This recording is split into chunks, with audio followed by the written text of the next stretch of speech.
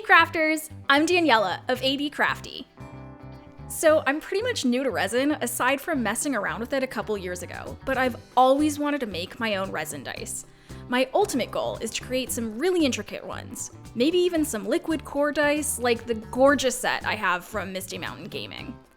I watched a bunch of tutorials and the advice was unanimous. Start simple with just one color. Let's Resin was kind enough to send me all the supplies I used in this video. I've linked to everything in the description, including some coupon codes if you want to give it a try for yourself. I used their 1-to-1 epoxy resin, and this is the dice mold I used. It's a 2-part mold where the top fits into the bottom. You don't have to worry about orientation too much since the slits and pegs line up, so it's super easy. They also sent this bubble remover machine, which I quickly learned is super helpful for dice making.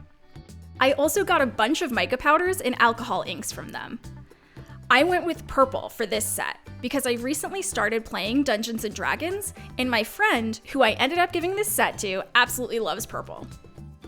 And of course, safety first. Resin releases toxic fumes, so make sure to wear a mask.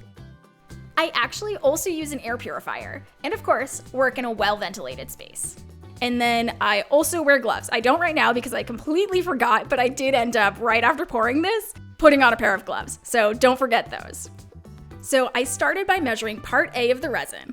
I had no idea how much I needed, so I started with 100 milliliters, which when mixing part A and part B turns out to 200 milliliters, and realized that was way too much, but hey, I'm learning. So make sure to scrape the sides of the container to get it all out. Then I added 100 milliliters of part B into the same cup. Make sure your mixing cup is at least twice the size of the resin. So in my case, since I used 100 of part A and 100 of part B, that comes out to 200 milliliters. Therefore, the cup needs to be at least 400 milliliters. And the reason for this is when the bubble remover runs, the resin expands quite a bit and you don't want it overflowing. Now time to add the color. I used a purple mica powder, which promptly exploded all over me when I opened it, so that was fun. So I mixed that in and then decided to add a bit of purple alcohol ink for more depth. But realized the bottle wasn't open, so I snipped the tip and added it in. Then I added in some opaque white. And only later did I learn that this is actually called sinker white, and you're not supposed to mix it in, but in fact, you're supposed to just drop it in at the end, and it creates these cool white swirls and a really neat effect. But oh well, in it went, though only after another bottle exploded, of course. I added a bit more of each for a richer color, and then stirred it for several minutes. And honestly, this is not my favorite part. I'll actually probably look into a small electric mixer because this part is tedious, but very important. If it's not fully mixed, the resin won't cure. Next, I placed the cup in the bubble remover and pushed the top down to secure it, and then turned it on. And I gotta say, it's pretty fun to watch. The bubbles rise and then peak and then collapse back down. I ran it for about 7 minutes. They recommend typically between 5 and 10 minutes, depending on how much resin you're using. Most of the bubbles disappeared, but a few were still on the surface. So I grabbed my heat gun, because I completely forgot what cup I was using, and proceeded to melt the plastic cup. So chalk it up to first-time resin problems. Now to fill the molds. I poured a bit of resin into each mold and pushed it into the corners and up the sides. Then, despite being told not to, I used the heat gun to remove the surface bubbles. So Let's Resin specifically warned me against doing this because it can actually damage the molds, so use it at your own risk. I filled up the rest of the molds, cleaned up the edges, and then tried to leave a slight dome of resin at the top. The reason for this extra bit of resin is that you want to make sure that the mold is completely filled when you put on the lid, otherwise there might be gaps.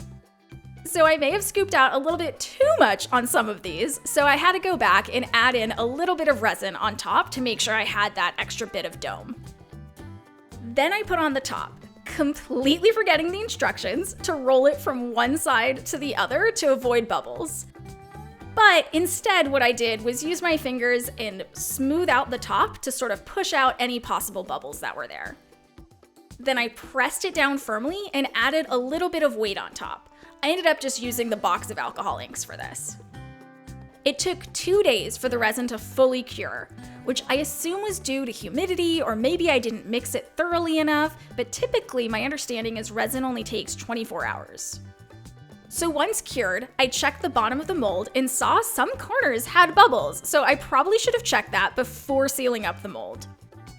I popped off the top and peeled off the excess resin that was on the top of the mold, and I have to say, this was super satisfying. Then I started demolding them one by one. So going through each one, here's the D4, and it had a bubble right on the corner and some on the top face. And this was the issue for most of them that you'll see, is that the top face ended up having a lot of bubbles. So I'm definitely gonna try that rolling technique when you roll the top from one side to the other rather than just smushing it right on top like I did. Here's the D6, and you can see on the one, it had a bunch of bubbles. For the D100, it did have a few bubbles on the 100, but otherwise it actually looked pretty solid. Then the D10 also has bubbles on the 1, but still looks pretty good. Same with the D8. Now the D12 did have a pretty big bubble on the 2, which was kind of a bummer. And now for the D20. Yeah, that one ended up super weird. The one face is raised, and apparently that's actually a known issue, so if you use this mold, just be aware of that.